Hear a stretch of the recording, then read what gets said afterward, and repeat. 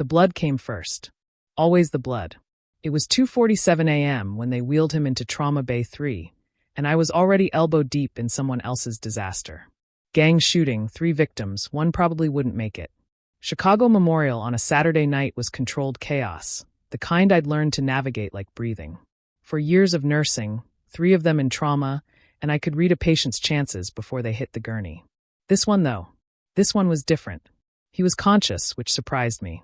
Knife wound to the left flank, significant blood loss based on his vitals, but his eyes were clear. Dark eyes. Almost black. They tracked my movements as I approached, assessing me the same way I was assessing him. Professional. That's what I told myself. This was professional observation. Knife wound, approximately 4 inches deep, left lateral abdomen. The paramedic rattled off. Patient refused sedation, vitals stable but trending down. Lost consciousness briefly at the scene. I didn't lose consciousness, the patient said. His voice was deep accented. Italian, maybe. I closed my eyes. Sir, I need you to stay still, I said, already cutting away his shirt. Expensive fabric. The kind Marcus spent hundreds on. Blood had soaked through the white cotton, turning it burgundy. I'm Esther. I'll be your nurse tonight. Can you tell me your name? Dante. Just Dante. No last name. I didn't push. Trauma nurses learned quickly which questions to ask and which to file away. The police would handle identification later, if they bothered. Knife wounds in this neighborhood rarely got thorough investigation. My hands moved through familiar choreography. Check the wound, assess for arterial bleeding, start a second 4 line, hang fluids. Dante watched me work with unnerving stillness. Most patients were agitated, high on adrenaline or shock or both. This man lay there like he was waiting for a haircut. On a scale of 1 to 10, how's your pain? I asked, pressing gauze to the wound. 4. Liar. The wound had nicked his oblique muscle. Should be at least a 7. But I'd learned men lied about pain. Especially men who came in at 3 in the morning with knife wounds and designer suits. Deep breath for me. I placed my stethoscope on his chest. His heart rate was elevated but steady. When he inhaled, I caught him wince. Just slightly. A micro-expression most people would miss. I didn't miss things anymore. Couldn't afford to. Breath sounds are clear. Dr. Williams will be in to assess for surgical intervention. I updated his chart, noted his vitals, prepared the suture kit just in case. You were lucky. 2 inches to the right, and we'd be calling surgery. Luck had nothing to do with it. He said it matter-of-factly, like he'd controlled the angle of the blade. The man who stabbed me was an amateur. I glanced up. The man who stabbed you is going to jail. Doubtful. Something in his tone made me look at him properly.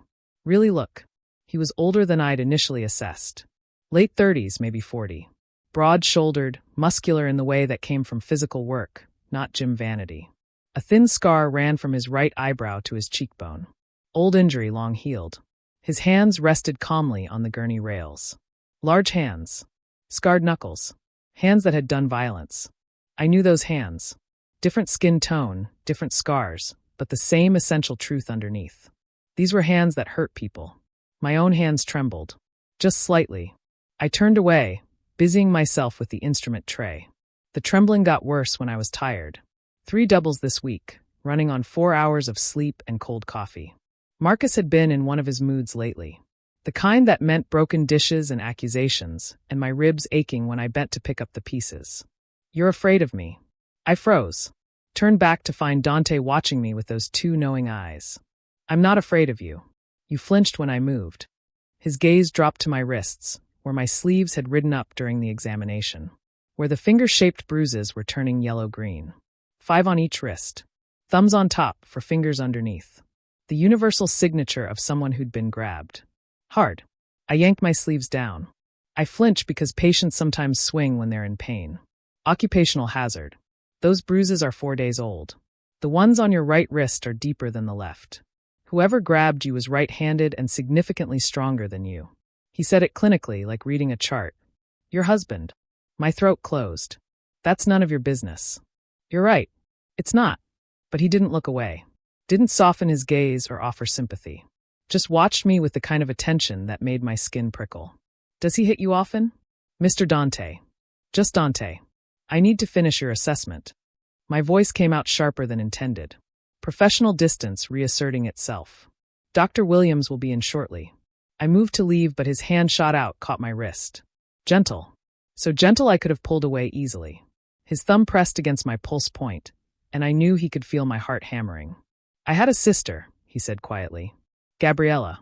Her husband used to grab her like that. Leave the same bruises. She made the same excuses you're making right now. Past tense. Had a sister. I'm sorry for your loss. I pulled my hand back. He let me go immediately. But I'm fine. You're not fine. You're surviving. There's a difference. Before I could respond, the curtain snapped back. Marcus stood there, still in his work clothes. Navy polo with the MedTech Solutions logo, khakis, the smile that made pharmaceutical buyers trust him with million-dollar contracts. The smile that disappeared the moment we were alone. There's my girl, he said, voice warm. Public voice. I was worried when I saw the trauma alert. Busy night. Very. I stepped away from Dante's bed, putting distance between us. Marcus noticed. Marcus always noticed. What are you doing here? I told you not to come during my shifts. I wanted to surprise you. He moved closer, his hand finding the small of my back. Possessive. To anyone watching, it looked affectionate. Only I could feel the way his fingers dug in. Warning pressure. Who's your patient? Knife wound. Waiting on Dr. Williams. Marcus looked at Dante for the first time. His expression flickered. Just for a second. Recognition? No, that wasn't quite right. Assessment. The way a predator sizes up competition. Rough night for you too, huh, buddy? Marcus's voice held false camaraderie. Chicago's getting dangerous. Esther, honey, we should talk about you switching today's shift. Too many violent criminals coming through here at night.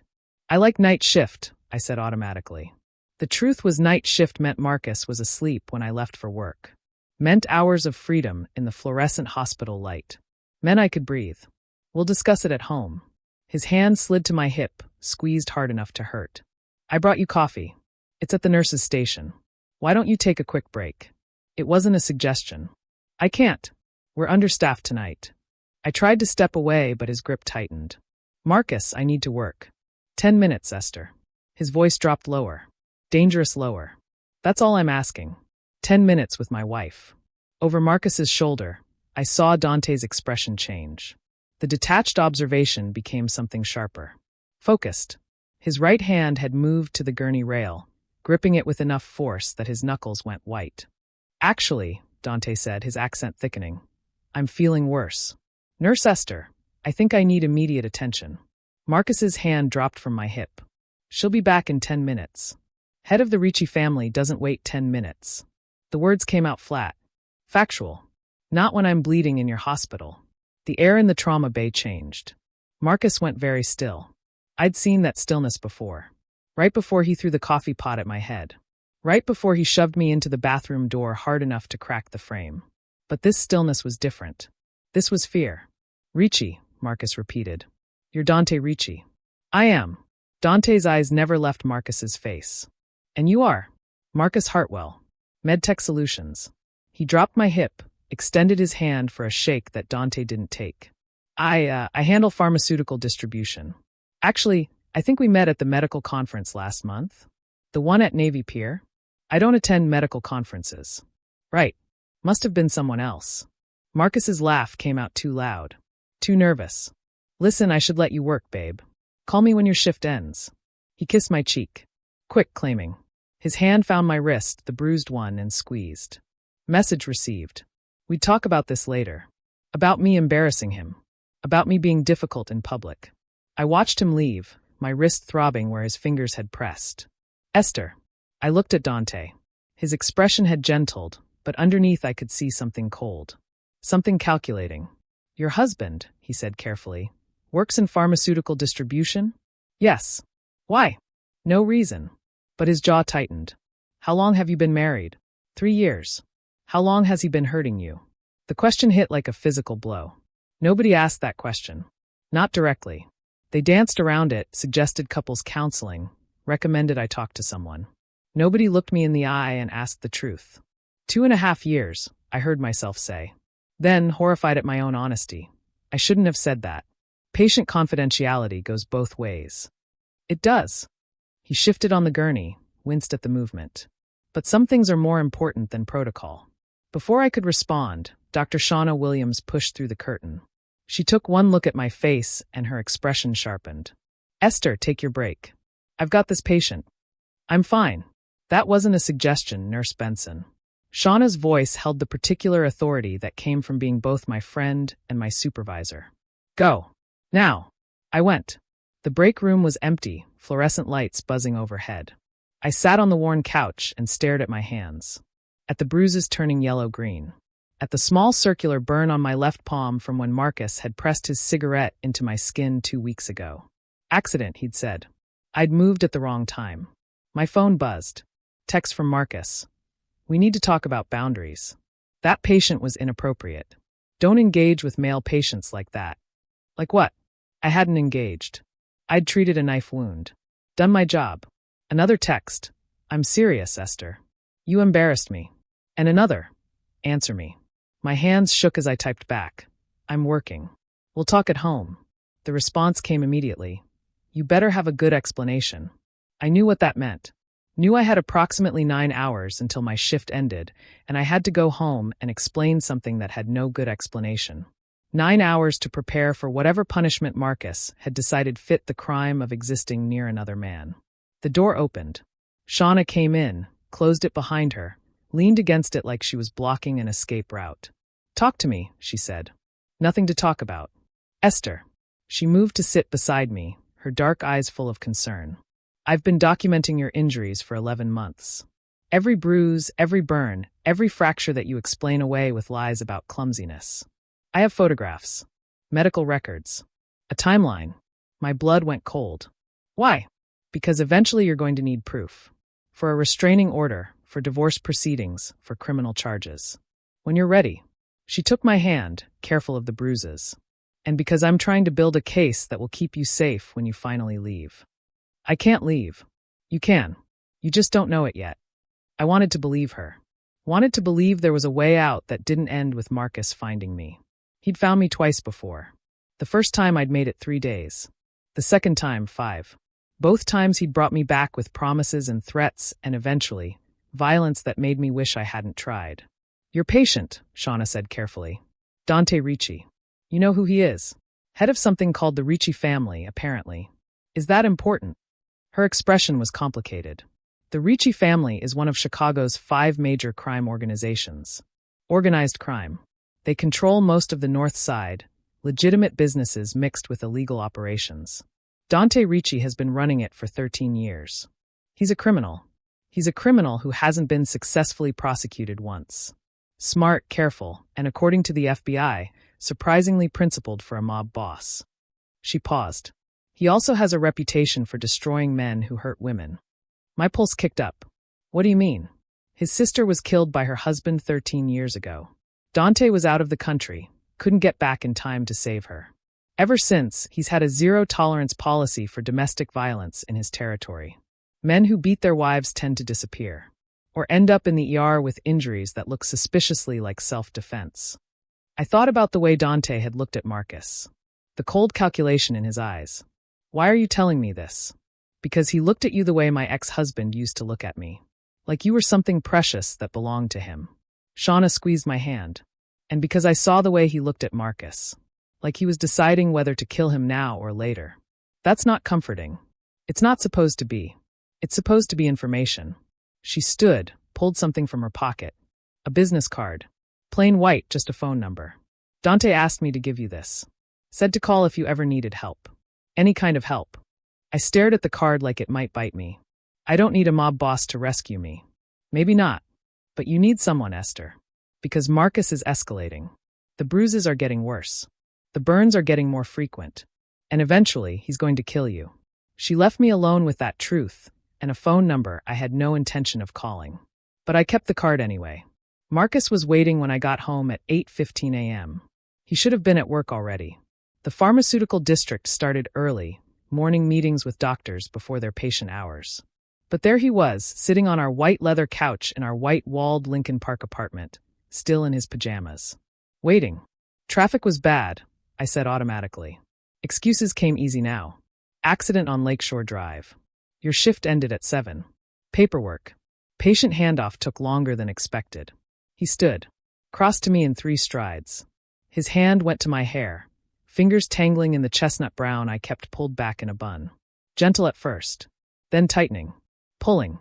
Don't lie to me, Esther. I'm not lying. You stayed late to avoid me. His grip tightened until my scalp burned. Because you knew you fucked up last night. I didn't do anything wrong. I was working. You let that man disrespect me. In public. In front of hospital staff. He yanked my head back, forcing me to look at him. You let him call you by your first name. Got all cozy with him while I was standing right there. He's a patient. I was being professional. Professional. He said it like a curse. Released my hair only to grab my arm instead, the one with the worst bruises.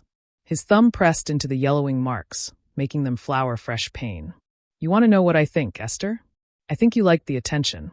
Some criminal looks at you like you're interesting, and you forget you're married. That's not what happened. Then explain why Dante fucking Ricci told me he doesn't wait for anyone. Why he defended you like you were his. I don't know. Maybe because he saw you hurting me. The words came out before I could stop them. Hung in the air between us like broken glass. Marcus's expression changed. The anger crystallized into something worse. Something cold. Hurting you, he repeated softly. You think I hurt you? Marcus, I didn't mean. His fist hit my ribs. Sharp, precise, exactly where the old bruises were still healing. The air left my lungs in a rush. I doubled over, trying to breathe through the pain. That's hurting you. His voice stayed conversational. You want to see the difference between a husband protecting his marriage and actual abuse? Because I can show you. I knew this pattern. Knew that fighting back made it worse. Knew that apologizing sometimes worked, sometimes didn't, and there was no way to predict which. My training said to de-escalate. My survival instinct said to run. I did neither. Just stood there, arms wrapped around my ribs, trying not to cry. I'm sorry, I whispered. I'm sorry. You're right. I should have been more careful. You should have. He grabbed my face, fingers digging into my jaw. You're mine, Esther. My wife. The ring on your finger means something. Or did you forget that? I hadn't forgotten. The wedding ring felt like a shackle. I twisted it obsessively, nervous habit I couldn't break. Reminder of the promises I'd made when I was 24 and stupid and thought I could save him. I didn't forget. Good. He kissed my forehead. Gentle. Loving. The whiplash from violence to tenderness always left me dizzy. I love you, you know that? I just need you to respect me. Respect our marriage. Can you do that? Yes. Say it properly. I can respect our marriage. And you won't engage with male patients inappropriately? I won't. Good girl. He released me, ran his hand through his blonde hair. I'm taking a personal day. Thought we could spend time together. I'll make breakfast. I watched him walk to the kitchen, my ribs screaming with every breath. Watched him pull out eggs and bread, humming something cheerful. Like he hadn't just punched me. Like this was normal. Just another Tuesday morning. My phone was in my pocket. Heavy. Loaded with choices I couldn't make. I went to the bedroom, closed the door, pulled out Shauna's card. The number stared back at me. Anonymous. Dangerous. I put it in my wallet, between my nursing license and the $200 I'd been stealing from grocery money. My go-bag money. The third escape fund in 3 years. Maybe this time would be different. Maybe this time I'd actually use it. Dante Ricci came back to Chicago Memorial 5 days later. Not as a patient this time. He walked into the ER at 3 p.m., when the day's shift was winding down and the chaos hadn't quite started. Walked right up to the nurse's station in a charcoal suit that probably cost more than my monthly salary, looking for all the world like he belonged there. I'm here to see Nurse Benson, he told Jenny, the intake coordinator. Jenny looked up, took in the expensive suit and the scar and the way Dante commanded space just by existing. She's with a patient. Can I help you with something? I'll wait. So he waited. Sat in one of the plastic chairs bolted to the floor, hands folded, watching the controlled chaos of the ER with the same unnerving attention he'd brought to his own treatment. 15 minutes passed. 20. Patients came and went. Dante didn't move. I saw him when I came out of exam 2, where a kid with a broken arm had just finished screaming through his x-rays. Saw him and felt my stomach drop. Mr. Ricci. I kept my voice professional, aware that Jenny was listening. Is there something I can help you with? Are you experiencing complications from your injury? No complications. The stitches are healing well. He stood. I came to thank you properly for your care. And to make a donation to the hospital. That stopped me. A donation? Chicago Memorial treated me well. I believe in supporting institutions that serve the community. He pulled an envelope from his jacket. For the trauma department. No strings attached. I took the envelope. It wasn't sealed. Inside was a check for $50,000. This is too much. It's exactly what I intended to give. His eyes found mine. Held. Though I'd also like to speak with you. Privately. If you have time. Every instinct said no. Said to thank him, take the donation to Dr. Chun, go back to work. Stay safe in the routine. But something else, some part of me that had been sleeping for 3 years, said yes. I have a break in 30 minutes. There's a cafe across the street. I'll wait. Cafe Lucia smelled like espresso and fresh bread, and the kind of comfort I'd forgotten existed. Small space, exposed brick, old wood tables that had seen years of use. The owner greeted Dante in rapid Italian, kissing both his cheeks before gesturing to a corner table. Your cousin? I guessed. Second cousin. Lucia and I grew up together. He pulled out a chair for me. Waited until I sat before taking his own seat. She makes the best tiramisu in Chicago. I shouldn't be here. The words came out in a rush. My husband wouldn't like it. Your husband isn't here. He has ways of knowing things. Checking up on me. Dante's expression darkened. Does he track your phone? I didn't answer. Didn't need to. The truth was written all over my face. When you're ready to leave, Dante said carefully, I can help. Safe housing, legal support, protection. Whatever you need. I don't need a crime boss to save me. No, you need someone who won't let him find you. He leaned forward. I've seen this before, Esther. Watched my sister go through it. The escalation, the isolation, the belief that somehow it's safer to stay than to leave. By the time she called me, it was too late. I'm not your sister. No, but you're in the same danger she was in. He pulled something from his pocket. A business card, just like the one Shauna had given me. I'm not asking you to trust me. I'm asking you to give yourself options. Why do you care? You don't know me. I know enough. I know you're smart, compassionate, excellent at your job. I know you flinch when people move too fast. I know you check exits constantly. I know your hands shake when you think no one's watching. His voice gentled. And I know that if someone doesn't help you soon, your husband will kill you. The words hit like ice water. That's dramatic. Is it? How many times has he strangled you? I touched my throat automatically. The bruises there had faded weeks ago, but I could still feel Marcus's hands closing around my windpipe. Could still remember the way my vision had started to go dark before his phone rang, and he'd released me to answer it. Strangulation is the #1 predictor of domestic homicide, I said quietly. My own research, coming back to haunt me. Abusers who strangle are 7 times more likely to eventually kill their partners. Then you know I'm not being dramatic. Lucia appeared with espresso and tiramisu, speaking Italian too fast for me to follow. Dante responded in kind, his voice warm in a way I hadn't heard before. Family voice.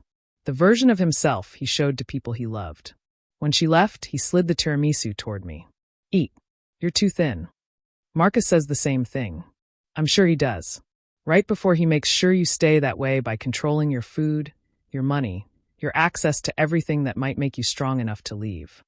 The accuracy of it made my chest tighten. You don't know him. I know men like him.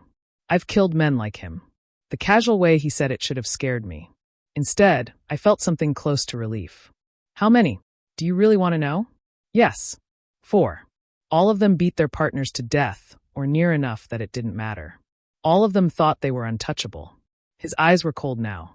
Empty. They weren't. I should have been horrified. Should have seen the violence in him and run. Instead, I took a bite of tiramisu and asked, did they deserve it? Yes. How can you be sure? Because I made sure. I don't act without evidence. Without knowing exactly what they'd done. He took a sip of his espresso. Does that make you feel safer or less safe? I don't know yet. Fair answer. He pushed a second card across the table. This one had an address written on the back. That's a safe house. River North. Nobody knows about it except me and Marco, my head of security. If you need to disappear, go there. Key is under the 3rd flower pot on the left. You're giving me a key to your safe house after one conversation? I'm giving you options after seeing your bruises and meeting your husband and recognizing that you're approximately 6 weeks away from being my sister. His jaw tightened. Take the options. Use them or don't. But know they exist. My phone buzzed. Text from Marcus. Where are you? You were supposed to be home 20 minutes ago. My hands went cold. I'd lost track of time. Been so focused on Dante and tiramisu and the possibility of escape that I'd forgotten to watch the clock. I have to go. I stood fast enough that my chair scraped. Thank you for the coffee. And the donation. It'll make a real difference. Esther. I looked back. When he hurts you again, call me. Don't wait for it to get worse. Don't convince yourself you can handle it. Just call. I nodded and ran. Marcus was waiting in the parking lot when I got home. Sitting in his BMW, engine running. When he saw me pull up in my beat-up Honda, he got out slowly. Deliberately. My hands tightened on the steering wheel. Every muscle in my body screamed to reverse, to drive away, to use the address Dante had given me. Instead, I parked. Got out. Faced my husband. You're late, he said. The train was delayed. You don't take the train. You drive. He moved closer. Where were you, Esther? Work ran over. Trauma case that needed extra documentation.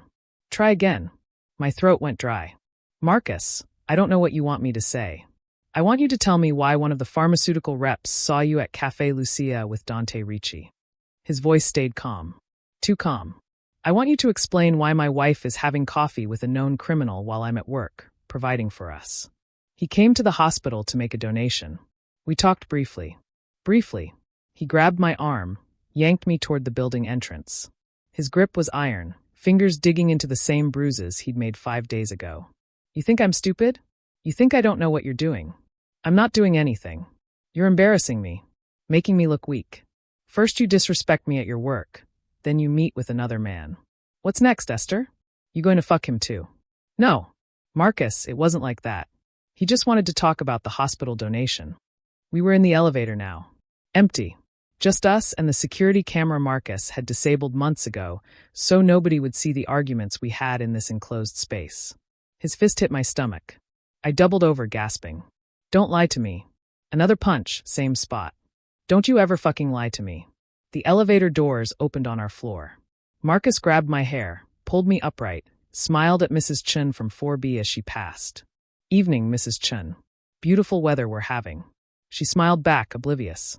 Inside our apartment, Marcus shoved me toward the bedroom. You're going to quit that hospital job. Tomorrow. I'm done with you being around sick criminals and getting ideas. I can't quit. We need my salary.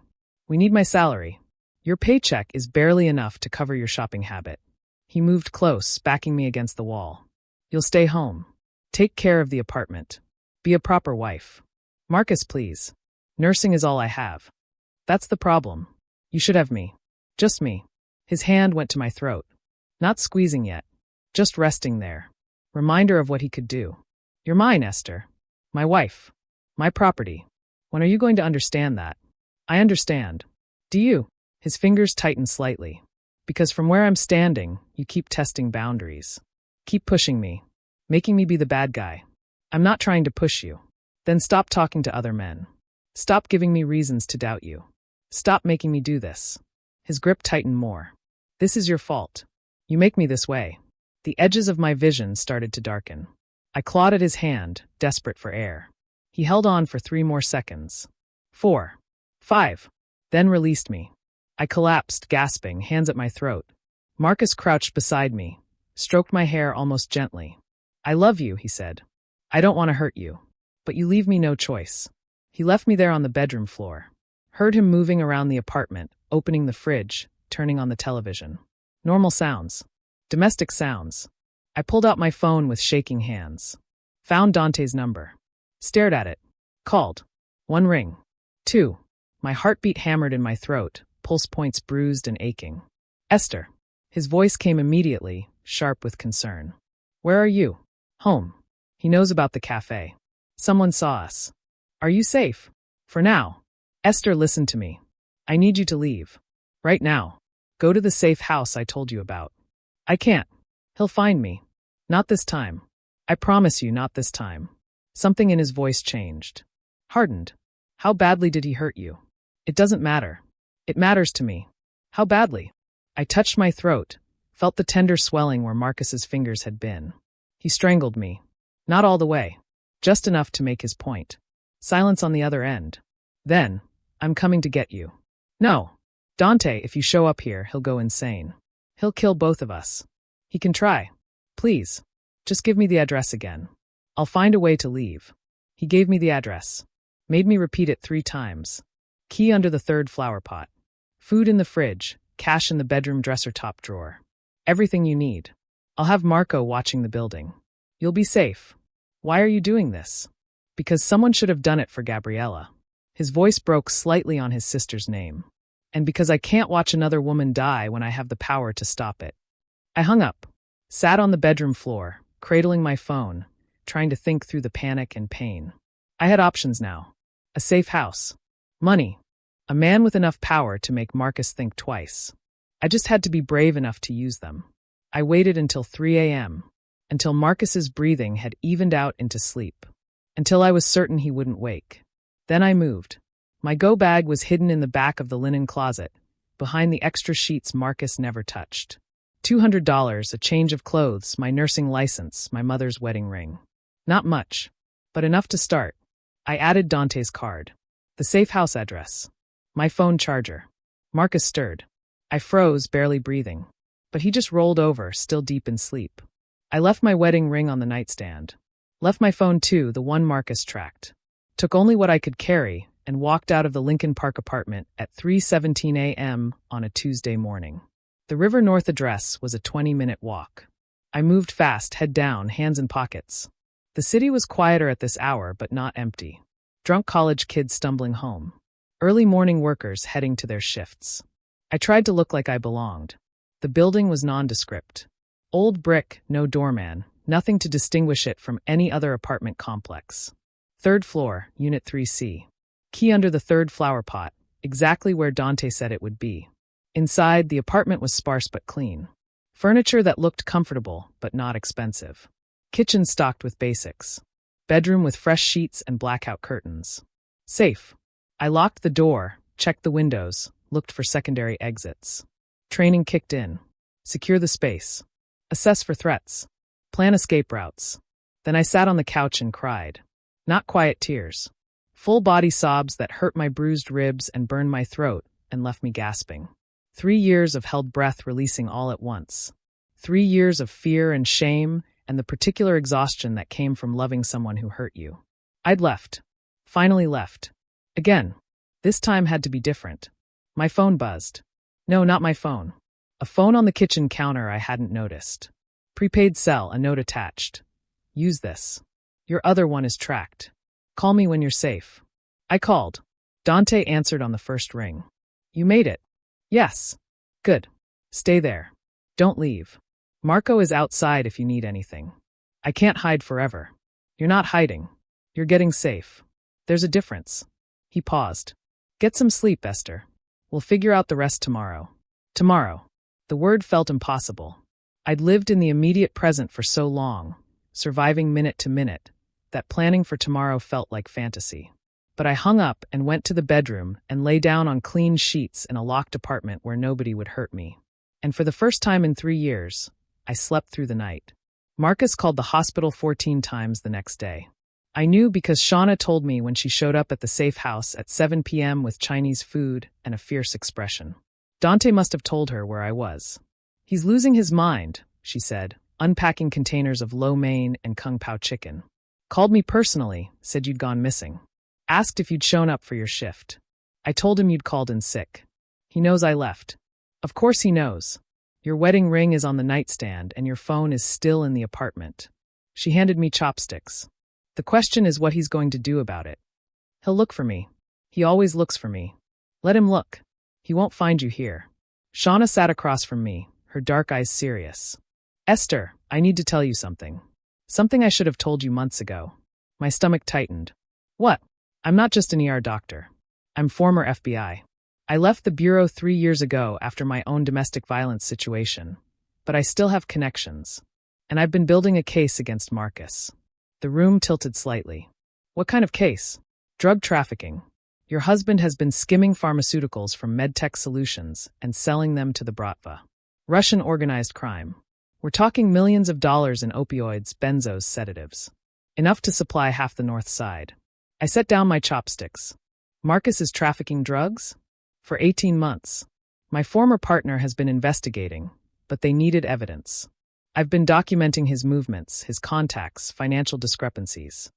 She pulled out a folder, spread photos across the coffee table. That's your husband meeting with known Bratva operatives.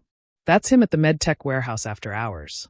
That's a wiretap transcript of him arranging a sale. I stared at the evidence. At my husband's face in grainy surveillance photos, talking to men I didn't recognize. Why didn't you tell me? Because I needed you safe first. If you'd known, you might have confronted him. And if the Bratva thought you were a liability. She didn't finish the sentence. Didn't need to. Does Dante know about this? Yes. Actually, that's how I know him. The Ricci family and the Bratva are at war over North Side territory. The pharmaceutical connection is part of it. When Dante came into our ER, I recognized him. I've been watching him for years, trying to figure out if he's prosecutable or if he's too smart. And he's too smart.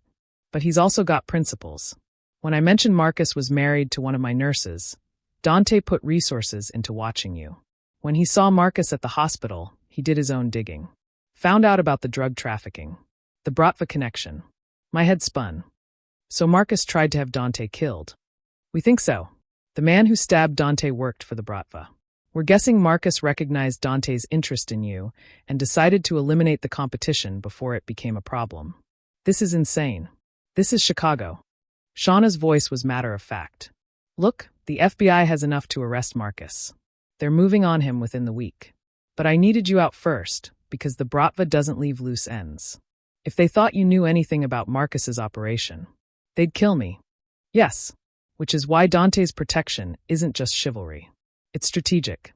The Bratva won't touch you if you're under Ricci family protection. It would start a war they can't win. I thought about Dante's careful questions. His immediate response to my call. The safe house that nobody knew about. So this whole time, I've been a pawn in a mob war.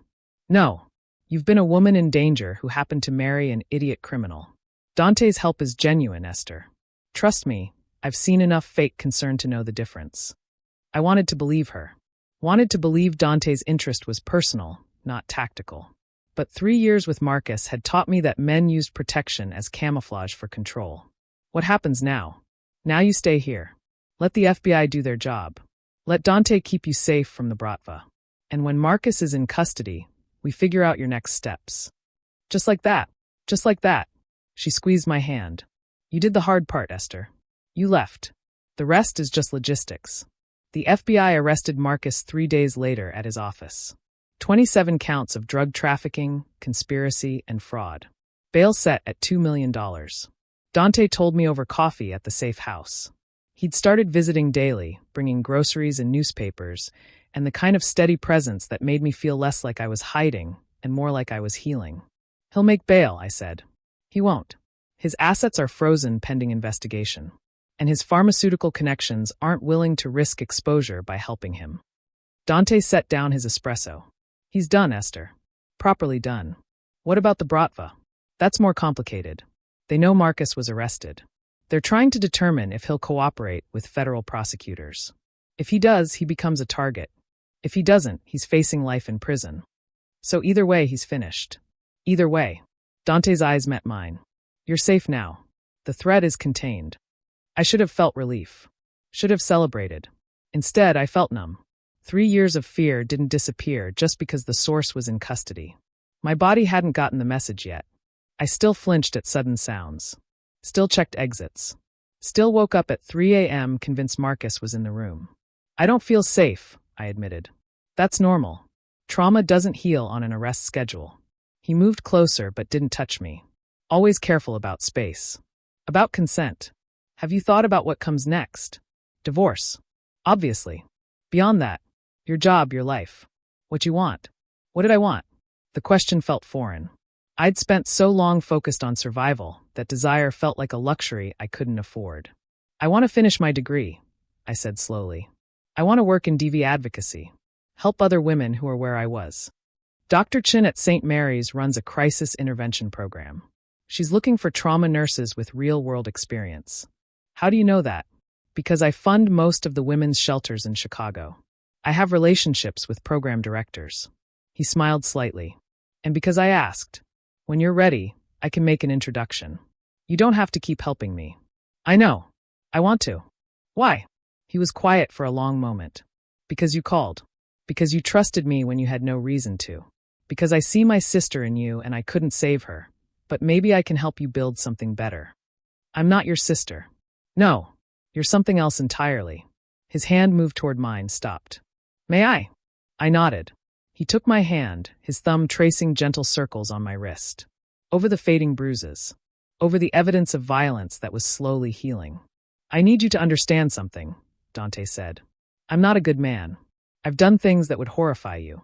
I've hurt people, killed people, made choices that keep me awake at night. But I'm trying to be better. Trying to build something legitimate, something my sister would be proud of. And part of that is using my resources to help people who need it. Is that what I am? A charity case? No. You're a woman I admire who deserves better than the hand she was dealt. He squeezed my hand. And if you'll let me, I'd like to be part of your better. My heart kicked. Dante, I just left my husband. I'm not ready for anything romantic. I know. I'm not asking for romance.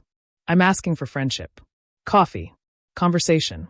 Time to figure out who you are outside of survival mode. His eyes held mine.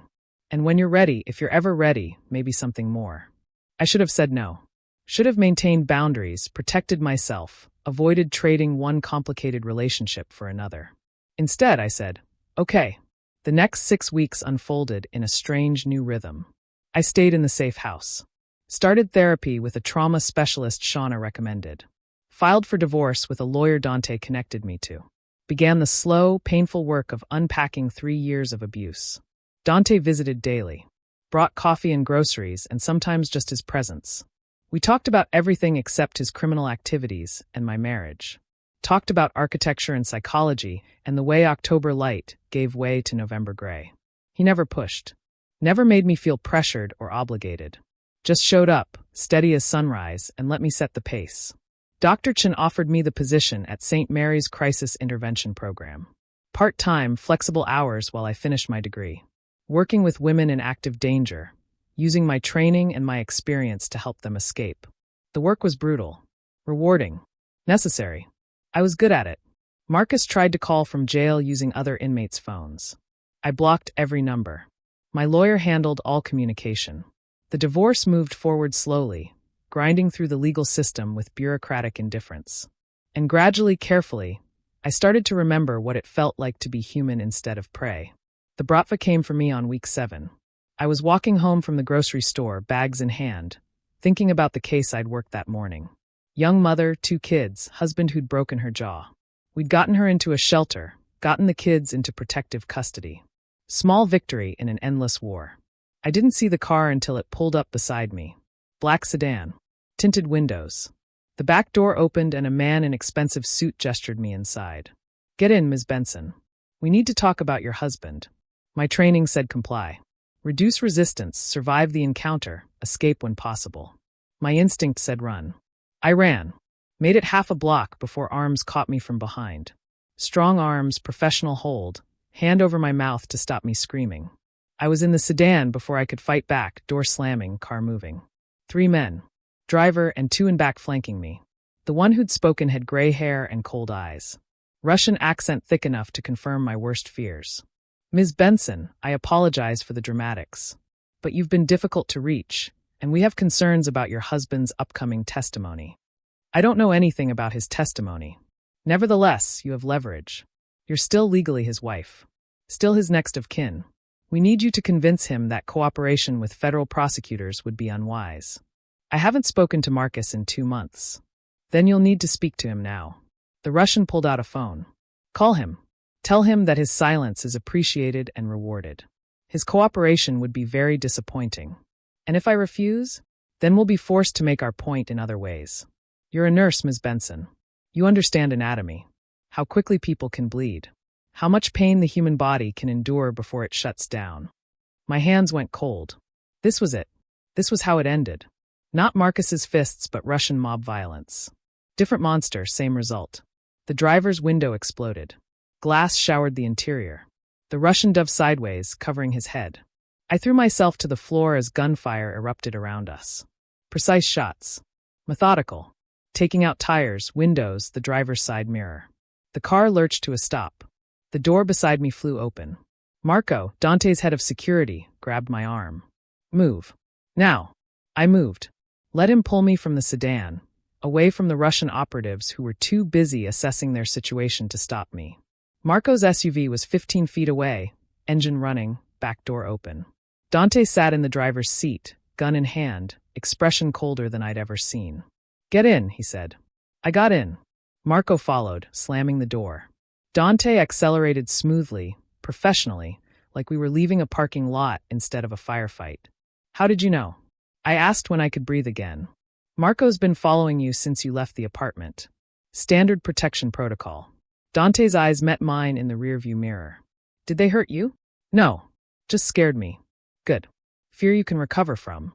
He turned onto Lakeshore Drive, blending into traffic like nothing had happened. We're going to my house. Real house, not the safe house. It's secure. The Bratva won't try again tonight. How do you know? Because I'm calling their boss right now to explain that you're under Ricci protection. That touching you means war. That if they want Marcus silenced, they'll have to handle it themselves and leave you out of it.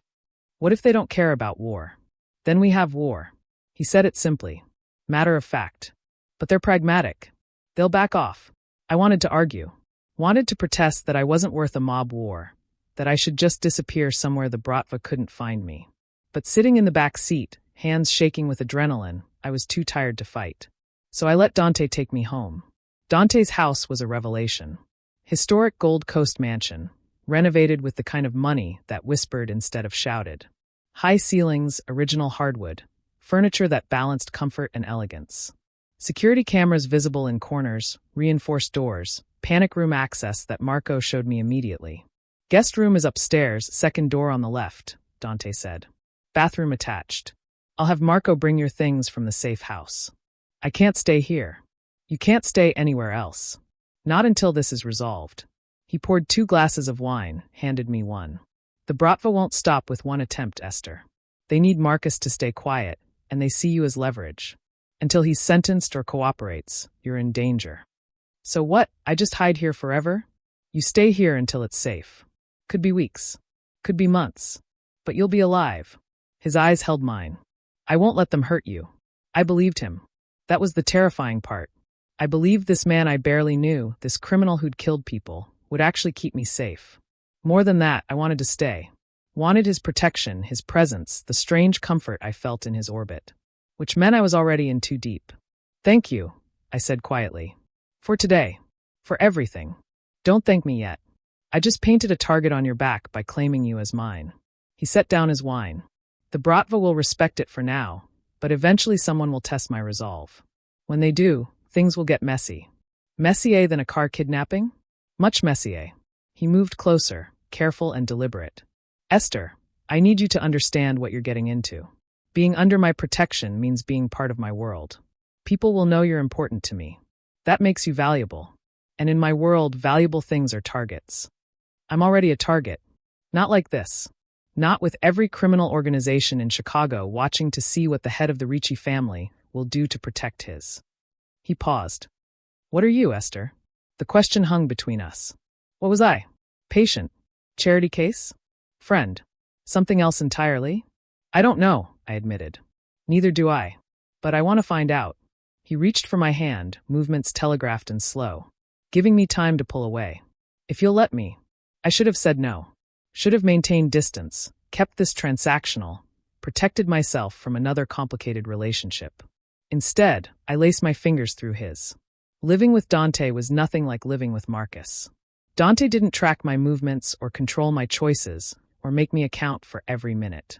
He gave me space, respected my boundaries, asked permission before entering rooms I was in. He also cooked. I discovered this the first morning when I came downstairs at 7 a.m. to find him in the kitchen, making eggs and speaking Italian on the phone. He gestured to the coffee pot, mouthed, "Help yourself," and continued his conversation. The eggs were perfect. Light, fluffy, with herbs I couldn't identify. He plated them with toast and fruit, set everything in front of me like it was normal. Like feeding me was just something he did. My mother's recipe, he said when he hung up. She always said a proper breakfast was how you showed love. Your mother sounds wonderful. She was. until my sister died and grief killed her. He sat across from me with his own plate. She blamed herself. Thought if she'd been more attentive, if she'd noticed the signs, Gabriella would still be alive. By the time I convinced her it wasn't her fault, she'd already given up. I'm sorry. So am I. He took a bite of eggs. But I keep cooking her recipes. Keeps her alive in some way. We fell into routine. Dante cooked breakfast. I made coffee. We talked about my therapy sessions and his legitimate business meetings, and carefully avoided topics like mob wars and pending federal cases. Marco became a fixture, lurking in doorways and checking security feeds. He warmed to me slowly, grudgingly, in the way protective older brothers eventually accept their sibling's partner. You're good for him, Marco said one afternoon while Dante was out. Haven't seen him this settled in years. I'm not trying to be good for him. I'm just trying to survive. That's why it works. You don't want anything from him except safety. First woman in a decade who doesn't see him as a meal ticket or a trophy. He fixed me with a serious look.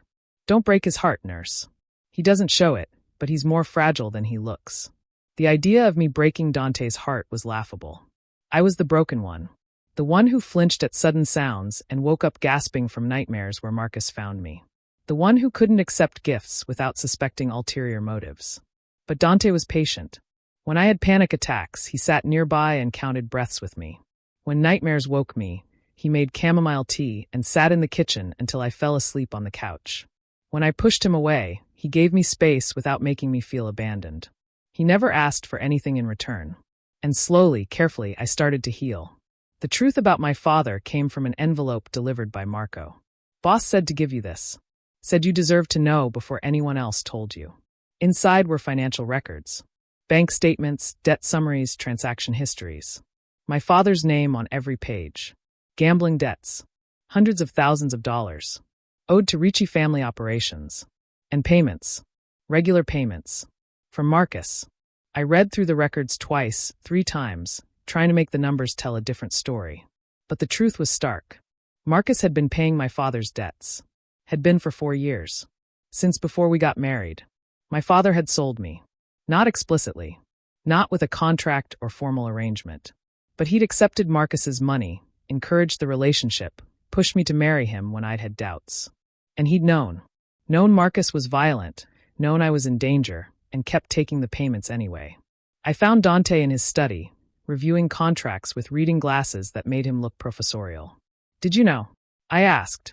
When we met, did you know about my father? He set down his pen. Not initially. I discovered it later, when I was investigating Marcus's finances. And you didn't tell me. I wanted to. But you were dealing with so much already.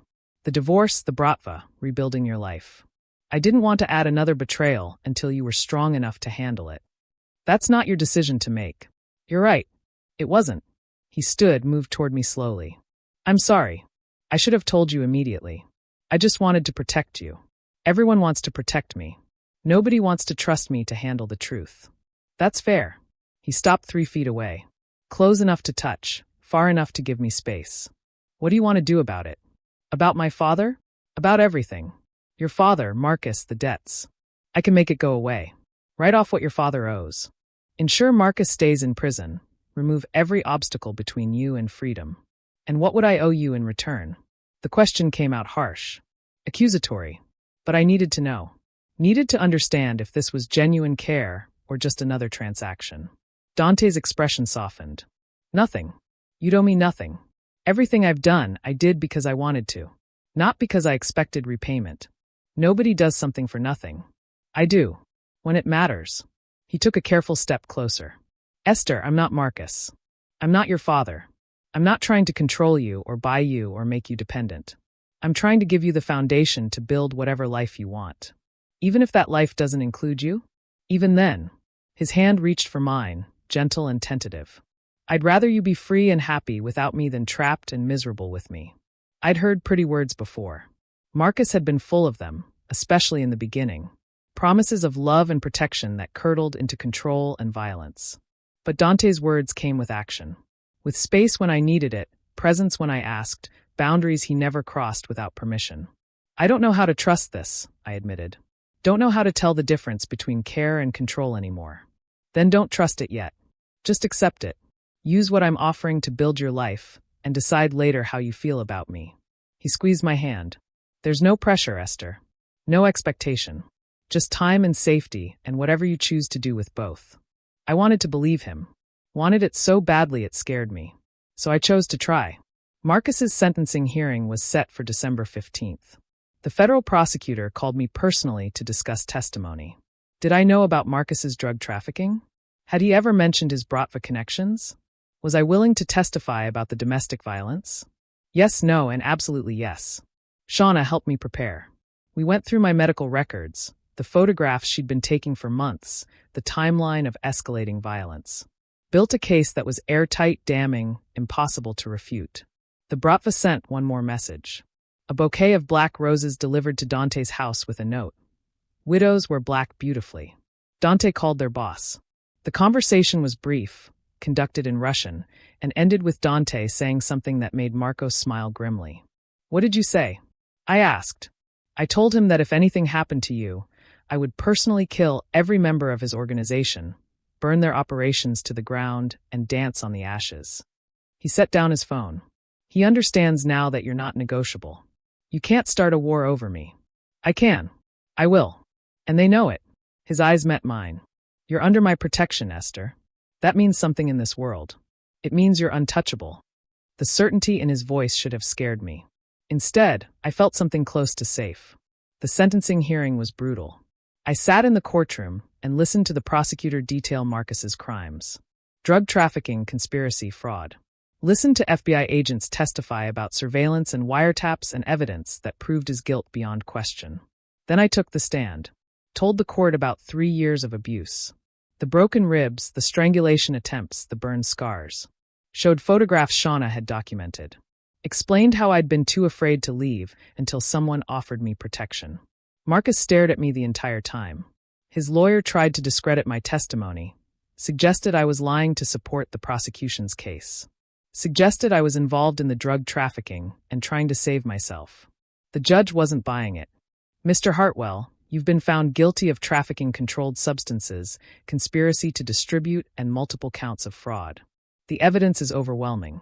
Your ex-wife's testimony regarding domestic violence, while not directly relevant to these charges, speaks to your character and pattern of control. She looked at him over her reading glasses. I'm sentencing you to 25 years in federal prison, with possibility of parole after 18 years. During your incarceration, you will have no contact with Ms. Benson. Violation of this order will result in additional charges. 25 years. I walked out of the courtroom into December cold, Dante waiting by his car. He didn't ask how it went. Just opened the door and drove me home. Home. When had I started thinking of his house as home? That night, Dante cooked ossobuco. His mother's recipe, he explained. Special occasion food. What's the occasion? I asked. You're free. Legally divorced as of today, and Marcus won't be a threat for at least 18 years. That's worth celebrating. We ate in his formal dining room, wine and candlelight, and the kind of domestic intimacy I'd forgotten could exist without fear underneath. I've been thinking, I said carefully, about what comes next. And Dr. Chen offered me a full-time position. Crisis Intervention Coordinator. Managing the DV response program. That's wonderful. You'll be excellent at it. It means staying in Chicago, building a life here. Is that what you want? I looked at him across the table. This man who'd saved me, protected me, given me space to heal. This criminal with gentle hands and patient eyes and the capacity for terrible violence wielded only in defense of people who needed it. I want to finish my degree. Want to work in DV advocacy. Want to help women who are where I was. I took a breath. And I want to see where this goes. Us. If there is an us. Dante set down his wine glass slowly. Are you sure? Being with me means being part of a complicated world. Means people knowing you're important to me, which brings its own dangers. I know. I'm choosing it anyway. Esther. He stood, moved around the table. Held out his hand. I need you to be absolutely certain. Because once you're mine, I'm not letting you go easily. The words should have triggered every alarm. Should have sounded like Marcus's possessive claims, his controlling demands. But they didn't. Because Dante had already proved what his protection meant. Space when I needed it. Support without strings. Power used to create safety, not enforce control. I took his hand. I'm certain. He pulled me close, careful and deliberate. His hand cupped my face, thumb tracing my cheekbone. May I kiss you? Yes. The kiss was gentle, tentative. Nothing like Marcus's demanding possession. Dante kissed me like I was precious, like he'd been waiting months for permission, like my consent mattered more than his desire. When we broke apart, I was crying. What's wrong? His concern was immediate. Nothing. Everything. I just forgot what it felt like to be touched like this. Like I matter. You matter. You've always mattered. He wiped my tears with his thumb. And I'll spend however long it takes proving it to you. 6 months later, I stood in Dr. Chen's office, reviewing crisis intervention protocols with my team. 3 new hires, all women who'd survived domestic violence, all trained in trauma-informed care. We'd expanded the program, added satellite locations, partnered with police departments and women's shelters across the city. The work was hard, sometimes impossible, but we were saving lives. My phone buzzed. Text from Dante. Dinner at 7? Making your favorite. My favorite was chicken piccata. He'd perfected it over months of trial and error, adjusting the lemon and capers until it tasted exactly right. I texted back, can't wait. Love you. The words still felt new. Foreign. But true. Dante had been patient while I figured out how to love someone healthy. How to accept care without suspicion. How to build intimacy without losing myself. We'd had hard conversations about his business, about the violent things he'd done, about the moral complexity of loving someone who operated outside the law. I'd been honest about my trauma, my triggers, the ways I sometimes pushed him away without meaning to. And slowly, carefully, we'd built something real. Marco appeared in my office doorway. Boss sent me to walk you home. Says the Bratva are having leadership issues, and he wants extra security until it settles. The Bratva are always having leadership issues. True. But humor him. He gets anxious when he thinks you're in danger. I grabbed my coat, followed Marco to the SUV. The drive home took 15 minutes through downtown Chicago, the city I'd learned to love again. The city that held my trauma and my healing, my past and my future. Dante met me at the door, still in his suit from whatever legitimate business meeting he'd attended. He'd been systematically legitimizing the family operations, transitioning from criminal enterprise to legal corporation. It was slow work, complicated work, but he was committed. For me. For us. For the life we were building. Good day, he asked, taking my coat. Hard day. Lost a case. Woman went back to her husband. I'm sorry. He pulled me close, let me lean into his chest. You can't save everyone. I know. Doesn't make it easier. No. But you save enough to matter. That's what counts. We had dinner in the kitchen, the formal dining room reserved for special occasions.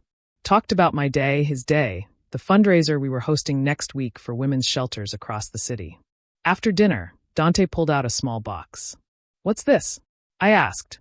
Open it. Inside was a key. Simple brass key on a silver chain. Key to what? The house. Your house, if you want it to be. He took my hand. I know we've been taking things slowly. I know you need independence, space to be your own person. But I want you to know you have a place here. A home. Whenever you want it. I looked at the key. At this man who'd given me safety and freedom and the space to heal. Who'd proved over 6 months that love didn't have to hurt, that protection didn't require control, that I could be strong and vulnerable simultaneously. Move in with me, he said quietly. Not because you're afraid or because you need protection. Because you want to. Because we're building something worth building. I thought about the safe house I'd left months ago. About Marcus's apartment that had never felt like home. About the years I'd spent believing I didn't deserve softness. Yes, I said. I want to. Dante smiled, full and genuine. Pulled me close and kissed me like I was everything he'd been looking for. And for the first time in years, I felt completely, absolutely safe. 1 year after Marcus's sentencing, I stood in St. Anthony's Church, lighting a candle for Gabriella Ricci. Dante stood beside me, head bowed, lips moving in silent prayer. Every Sunday we came here. Every Sunday he prayed for his sister, his mother, the women he hadn't been able to save. She would have liked you, he said when we left. Gabriella. She was fierce, smart, didn't take shit from anyone. You remind me of her sometimes. I wish I could have met her. So do I. He laced his fingers through mine as we walked to the car. But I think she'd be happy I found you. Happy I finally found someone who makes me want to be better. You are better. Every day. Because of you. We drove home through Chicago, the city that had witnessed my destruction and reconstruction. Past the hospital where I'd met Dante, past the courthouse where Marcus had been sentenced, past the shelter where I now volunteered on weekends. At home, Marco was making dinner with Dante's sister-in-law, while their kids ran circles through the house. Family dinner, a tradition I'd been folded into months ago. The Ricci family had accepted me with open arms, with fierce Italian protectiveness and so much food I was still learning to finish my plate. Shauna arrived with wine and stories from the ER. She'd become FBI consultant again, working with federal prosecutors on organized crime cases. Sometimes her work intersected with Dante's world. She navigated the complexity with pragmatic grace. My father never called. I'd written him one letter, explaining that I knew about the money, about his role in my marriage, about his choice to value gambling debts over his daughter's safety. I'd told him I was alive, I was safe, and I never wanted to hear from him again. He'd cashed the check I'd included to settle his remaining debts and disappeared from my life. Some losses were relief. After dinner, after the family had left and Marco had done his final security sweep, Dante and I sat on the couch in comfortable silence. His arm around my shoulders, my head on his chest, listening to his heartbeat. "I have something for you," he said. "Dante, you just gave me a house key. This is different." He pulled out another envelope. "Your degree requirements. All 3 credits completed. St. Mary's signed off on your internship hours. You graduate next month." I sat up, took the envelope with shaking hands. Inside were official university documents confirming my bachelor's degree in psychology with honors. For years of work, interrupted by Marcus, finally complete. "How did you?" "I made some calls. Ensured your crisis intervention work counted for academic credit. You did the work, Esther. I just made sure it was recognized." Tears blurred my vision. "Thank you. For everything. For saving me, for protecting me, for giving me the space to become myself again. You saved yourself. I just removed some obstacles." He wiped my tears gently. "I'm proud of you. Of how far you've come, how many women you've helped, the life you've built." "We've built," I corrected. "This is ours." "Ours," he agreed. I kissed him, deep and grateful and full of the kind of love I'd thought I'd never feel again. The kind that felt like safety instead of prison. Partnership instead of possession. When we broke apart, Dante's eyes held a question. "What?" I asked. "Nothing. Just thinking about the future." "What about it?" "Wondering if you'd ever want marriage again. Not now, not soon, but eventually. When you're ready." The word marriage should have sent me running. Should have triggered every trauma response Marcus had embedded in my nervous system.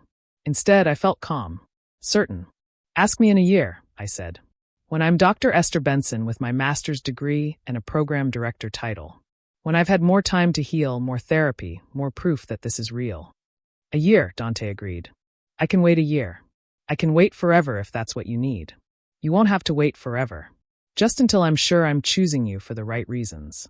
Not because I need protection or saving, but because I love you and want to build a life with you. That's all I've ever wanted. For you to choose me freely, with full knowledge of who I am and what my world requires." We sat in comfortable silence, the future stretching ahead like an open road. I thought about Gabriella, about the woman who died because nobody helped her in time. About all the women I'd saved in crisis intervention, the ones who'd escaped because someone offered a lifeline. I thought about Marcus, locked away in federal prison, finally facing consequences for his actions. And I thought about Dante, this complicated man who'd killed people and saved people, and somehow managed to be both dangerous and gentle, criminal and protector, the monster who defeated my monster. "Thank you," I said quietly, "for being patient, for understanding that healing isn't linear, for loving me even when I'm difficult. You're never difficult. You're surviving trauma, and you're doing it with more grace than anyone I've ever known." He kissed the top of my head. "I love you, Esther. Every version of you. The broken parts, the healing parts, the strong parts. All of it. I love you too." We stayed like that, wrapped around each other in the home we'd built, in the safety we'd created, in the future we were choosing together. I'd escaped the man who hurt me. I'd found the man who saved me. And most importantly, I'd found myself again. The rest was just beginning. Thank you so much for watching this story. If you enjoyed it, please subscribe to my channel for more heartfelt and emotional stories like this one. Don't forget to like this video and leave a comment sharing your thoughts. I'd love to hear from you. Your support truly means the world and helps me create even more amazing content for you. Make sure to turn on notifications so you never miss a new story. See you in the next video.